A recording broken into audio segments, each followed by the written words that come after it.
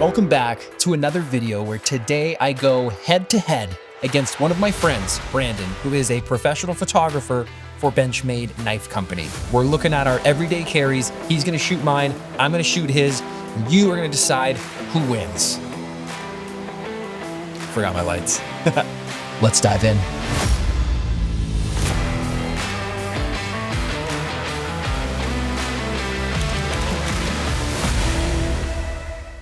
All right, you know what time it is. What's in your pockets? Something like that, right? Okay, let's start with what I use the most. It's in back left pocket. I use field notes every single day for everything. Mind maps. I even have like a running log in the back. Doing pretty good. It's only the 13th and I've already run 60 kilometers. With the field notes comes a pen. This is a very cheap $2 pen. I buy them by the box. It's a .38, and you'll notice you don't even see any of the ink because I finish at least one of these pens a month. When's the last time you can actually say you finished a pen? Pocket knife. Obviously, I've been carrying a knife in my pocket for like more than 15 years. I have here the Benchmade PSK. Absolutely slays boxes. Tape stands no chance. Next up, my little Streamlight Stylus Pro. I use it all the time. This bad boy, triple A's, man. It has one mode, on, off. I don't have to be like, oh, 3 taps for turbo. It's on or it's off. Okay, keys, 4 keys on here, and a James Carabiner wallet. I'm using a double RL wallet. It's a snap wallet on a chain, like I'm back in grade 9. It's a whole vibe.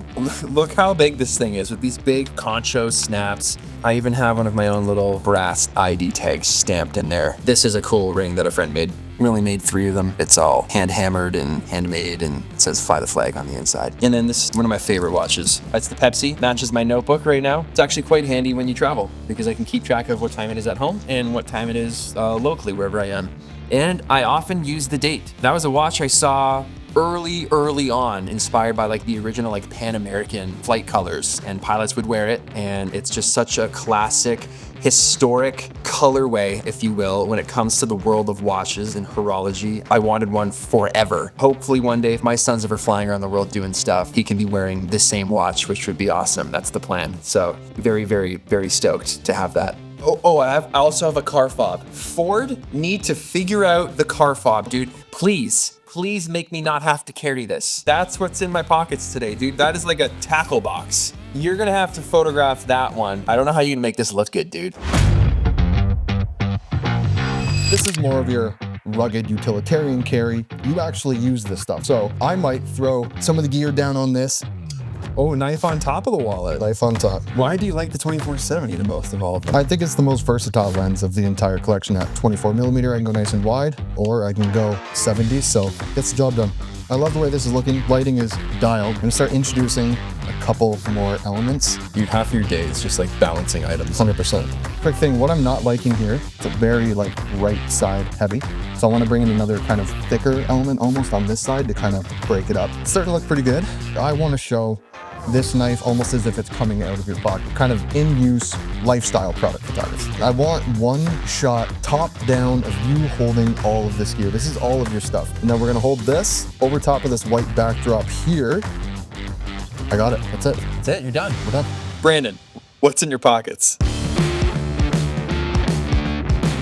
Okay, quick pocket check the wallet. That's a Gator YSL wallet. For your knife, I'm rocking the Peter Resendit. I would be scared to cut anything with that. Yeah, but use your... I like to have a pen on me at all times, and I like to keep special, important pens on me just in case, you know, we're signing brand deals. This is the bourbon flavor toothpick. These are very good toothpicks. And they're made from Canadian birch trees. You know that? I didn't. Dude, when you open these up, there's like, you can like, the tube is so sick that I would just carry it for the tube. I would carry the tube with no toothpicks in it. Another thing that lives in my pocket is, of course, my car key. Keep that relatively simple. It's just the fall. We got one more spot right here, dude. Okay, let's fill it with this. GMT Master Batman. That is a spicy carry. That's gonna be real easy for me to shoot. I don't know if I'll do the phone. Everything's so sleek and clean and professional. It's like a hitman's carry. I feel like it needs to be simple, but like the items are very like rich in detail. Like you got the alligator pattern. So I don't want the texture or the background that I'm shooting on to take away from any of these items. So why don't I start by putting a flag on this light.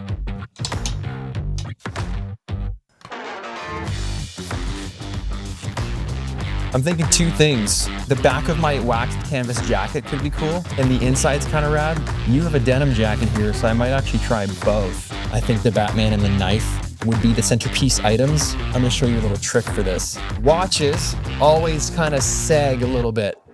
They always droop down to one side or droop to the other side. You can never get them fully balanced the way you want, unless, a little bit of blue tack, roll it up in a ball. It's not gonna hurt the watch. Perfectly balanced. As all things should be. As all things should be. Now, do I want to line everything up, or do I want to kind of make it look all like it's just been kind of thrown together? I think with the toothpicks.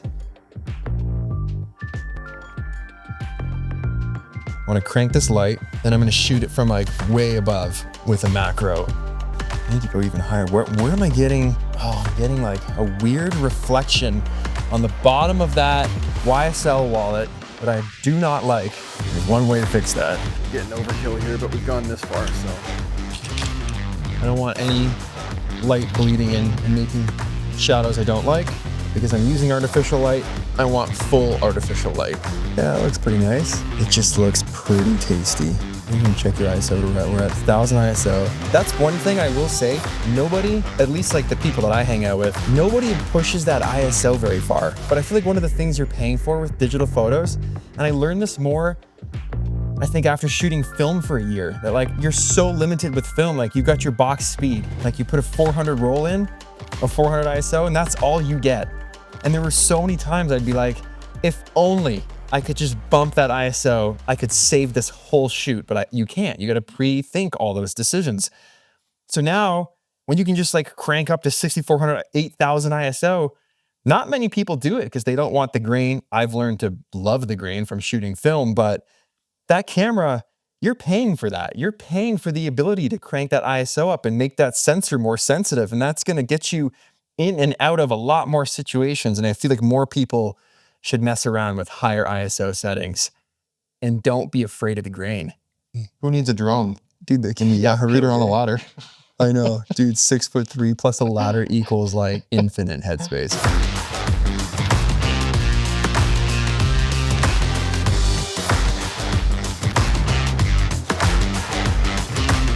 I feel like I've got at least 4 shots to kind of show your carry. All right, I guess that leaves us to sit down, pull out the laptops, and begin the editing. All right, before we show you the results of these photos and we start editing, thank you to Squarespace for sponsoring this video. If you don't know by now, Squarespace is an all-in-one platform, and that's for websites. And if you don't have a website by now, it's 2025. Today is the day. Where do your clients find you? Where do your friends find you? Where can we see your work? Where can we buy the things that you are offering? Your products, your digital products. How do I book a meeting? They have a ton of award-winning templates. So if you need to design something and keep that idea fresh, the ideas just keep flowing. Or if you want to make things real spicy, Design Intelligence. 2 decades of industry-leading design expertise with cutting-edge AI technology to unlock your strongest creative potential. Do you know how hard that was to memorize? And what that does, it gives you like a more tailored experience and presence across all of your digital footprint on the internet. Squarespace Payments is the easiest place to manage all your payments in one place, specifically helpful if you sell things on the internet. You know, I cut myself on a flashlight yesterday. It's the only... I've got no feather in this hat. Oh, my macaw feather might look nice. A porcupine quill? That's like a little raven. Customer service too. Like if you need help, they're on it. Can you imagine if they had mechanical keyboards? And I can save you 10% off your first purchase by using code McKinnon at checkout. Link in description below if you want to get started on your new website today. All right, let's get back to the edits. Clap sync. All right, so we'll start editing, and while we edit, I'm just gonna ask you a couple questions that I wrote in my book. because I write in my book every day. Tell them again, Pete. You started as like a fan of everyday carry, and you were just posting regular shots on Instagram of like knives and wallets and exactly the same kind of stuff that we're shooting today. And then you are now like the official photographer for Benchmade Knife Company, which is arguably one of the biggest knife companies in the world. There's a couple of us that shoot for Benchmade right now. It's myself and then another friend of mine, Russ, who is absolutely dangerous. To play off your earlier video on should you shoot for free. Okay. Yes. Bringing it back. I love that. You should. We'll leave that one at the end. Yeah. That's kind of how it started with me. My buddy Anthony and I, we just got dumped on by a massive snowstorm. So the conditions were right to take one of the Benchmade bushcrafters out. We shot like starting a fire. So I ended up posting that on Instagram and obviously did everything you should, the whole tagging and shared it around. And I guess Joe Previch, who's now the VP of marketing for Benchmade, saw that and got in touch with the guy that I'm now working with and was like, dude, we need to chat with this guy about shooting some more stuff for us. So it kind of just snowballed, no pun intended, based on the shooting conditions. Super rad. So I have a question about that because I also have experience shooting arguably like the same product over and over and over again. When I worked for a magic company making like custom playing cards, albeit the designs of the cards were different, and that was sometimes exciting if the box had foil or the cards were a really interesting design or like the box was embossed or it opened from the side. It was still photographing a deck of cards over and over and over. So how do you not get bored of that? I think my biggest thing, and I've made a few videos on this in the past as well, is just trying not to niche yourself down into shooting one specific thing. For example, like obviously with Benchmade, I do shoot a lot of knives, and then it was really cool. When I first started shooting with Benchmade, a bunch of knife brands started reaching out to me and shooting because obviously they saw it and they wanted their knives photographed in a similar style and treatment, but I didn't want to niche myself down as like a knife photographer. So obviously decided to get away from that niche of being a photographer and just started shooting everything else. Started traveling a lot, shooting a lot of landscape stuff, portraits when I can, kicking it with you, just shooting portraits and whatnot. Yep. How do you stay creative in coming up with new ways to shoot a product like a knife? Yeah, I might be shooting the same product quite frequently, but I like to build out different stories for the knife. So like this one, for example, looks tactical and rugged. So I wanted to kind of dive in and kind of build the set to be tactical and rugged. I try to keep it fresh based on the knife and the concept that the brand's trying to go with and just, yeah. Okay, we're in Lightroom right now. You got any like Lightroom tricks that you're like, every photo, I'm doing this? Masking. I live and die by mask. I will not post a photo without at least 2 masks on it. Yeah. I feel the more I get into a photo, the closer I begin to get to the screen. By the end of the edit, I'm like, this looks so good. I know. I'm allergic to these pelts and I'm starting to feel itchy. Okay, so this is an example of when I brought the flag in to block out the light from behind me. I didn't want the spill of the window light because it was giving me like a blue cast onto the canvas and the wallet and some of the textures and leathers that it just didn't look good. Now, the exact same photo, when I brought in the negative fill, this is the exact same shot, just all those weird hits of blue. It was worth it. It's just one of those things where if you fix it in real life, it could save you so much time and it'll always just look better. Are you gonna AI that pelt? Yeah. Okay, what do you think about AI? You know, obviously there's nothing we can do about it. It's here to stay, it's happening. So it's like either adapt or die is how I look at it. Yeah. I think there's a lot of people out there that's like, oh, like it's taking away the art. I do get that to a degree, but at the same time, it's just like anything else, right? It's a pencil, it's your camera, it's another tool. So I try to use it as another tool in my tool bag and make it work. Generative fill though, I will say is sick. Reps, big reps. Big fan. I'm gonna use it in this edit to kind of expand that pelt there just a bit. And it's not so much for actually altering the whole photo. I'm not changing the subject of what I'm shooting. And for example, expanding out the area. If you're limited and you're shooting on a surface that's too small, we can't make the surface any bigger in real life. So yeah. All right, I'm done. You done? I'm done. How'd it go? I did okay. I don't know. I don't feel good. No? I don't feel good. I don't mind. I'll start. This is my hero shot. I went with the back of the canvas. The texture of the canvas just looks sick. I love the toothpicks. I love the cork. I love that you can see the writing on the pen. Second, I'd probably go with a close-up of the wallet. Ooh. The logo emboss into the leather looked pretty cool. And the out-of-focus colors in the background of the inside of my jacket is rad. And I think that's kind of cool that I used the outside and the inside for 2 different looks of the same coat. To keep with that warm theme, I think the shot. I was excited to see that. To me, it's that little frayed out piece that I would. I know. I debated cloning that out. And I thought, you know what? No, that's cool. Yeah, no. That's what you get with a macro lens. The burnt tip looks pretty cool. Well done. Well done. All right. And that is it. My turn. I'm not sure. I don't have any that I love, but I have one. Dude, that pelt grew. Yeah. Oh yeah. Nice. Yeah. So like I was saying, I was going to use a bit of generative fill. So up in the top left and top right, we had a bit of the window sill actually showing. You can see that everything is very structured and placed, but I think you got to find a couple elements like you did with the cork on the toothpick cap that doesn't feel like it's as tensionally. You kind of got that with the ring. Yeah, so I got the ring on the angle there, and then I've got the chain, which looks like it was just kind of tossed down and instead of so like The chain looks really cool. Second shot, not a fan of this one. No, this is the one that I thought was going to turn out the best. I've done a few of these for Benchmade. I don't know what it is. The blue jeans, I've used black jeans for all the other ones, so maybe that was Those the are cool difference. for texture because they're all ripped up. Yeah, I do like the rips. I almost wish I went maybe to like an F8 so I could really see those rips and not just kind of have it look dirty. Another one was this one. I like the flashlight, how it's kind of highlighting the corner of the wallet. I love that the notebook matches the watch, obviously. Oh yeah, this is like an Independence Day photo. That's a chart, yeah. It's July 4th. I'm posting this. And then the final one, I wanted to show all of the products in possession of the owner, of just very simple. White backdrop, can't see anything going on aside from you and all of your gear in one shot. That's pretty good that you did that with window light and not using a strobe. Just window light. So I could see our shadow in the background here. Yeah. Again, masked out the background, lifted your shadows, increased the exposure just a touch, and it just washed out every bit of shot. You'd actually do that pretty fast. Yeah. Yeah.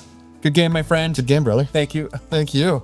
Let us know in the comments below who won. Who won the challenge today? Be nice. Special thanks to Brandon for coming out for this episode. You can find everything with regards to him and his photography and what he does in the description. I've left his Instagram and his website, so you can go follow Brandon, give him some love. Thanks again for coming out. Thanks for having me, man. Yeah, and I got a new lamp for you guys because I saw some comments that you weren't stoked on the lamp last time, so got a little banker's light.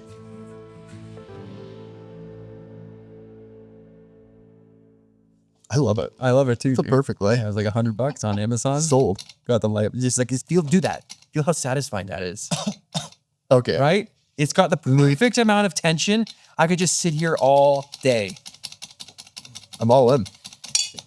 Oh, is that broke? Oh, that's hot. There we go. We're back.